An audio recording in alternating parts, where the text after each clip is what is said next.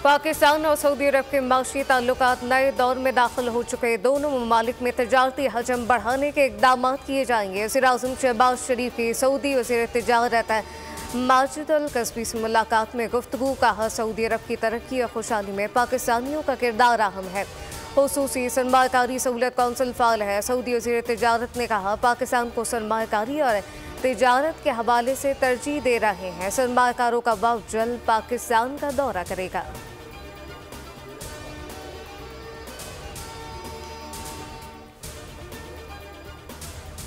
निगरान दौर में गंदम की दरामद की तहकीकात। वज़ीर-ए-आज़म की हिदायत पर ज़ात कौमी तहफ़्फ़ुज़ खुराक नई कमेटी ने तश्कील दे दी। फेडरल पब्लिक सर्विस कमीशन के मेंबर मोहम्मद मुश्ताक अहमद की सरबराही में कायम कमेटी में सेक्रेटरी पावर राशिद लंगड़ियान और शकील अहमद शामिल है। नोटिफिकेशन के मुताबिक कमेटी गंदम की निजी सेक्टर के जरिए दरामद की वजूहात का जायजा लेगी।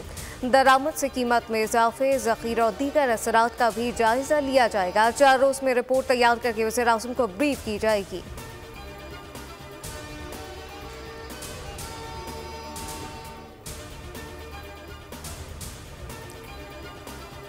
और वज़ीर आला खैबर पख्तूनख्वा अमीन गंडापुर की नाहली से मुताल्लिक़ केस कल समाअत के लिए मुकर्रर। इलेक्शन कमीशन ने कॉज लिस्ट जारी कर दी।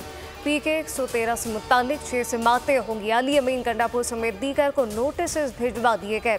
PTI के इंट्रा पार्टी इलेक्शन केस की समाअत भी कल सुनाए जाने का इम्कान। इलेक्शन कमीशन ने गौहर खान और रऊफ हसन को नोटिस भिजवा दिया।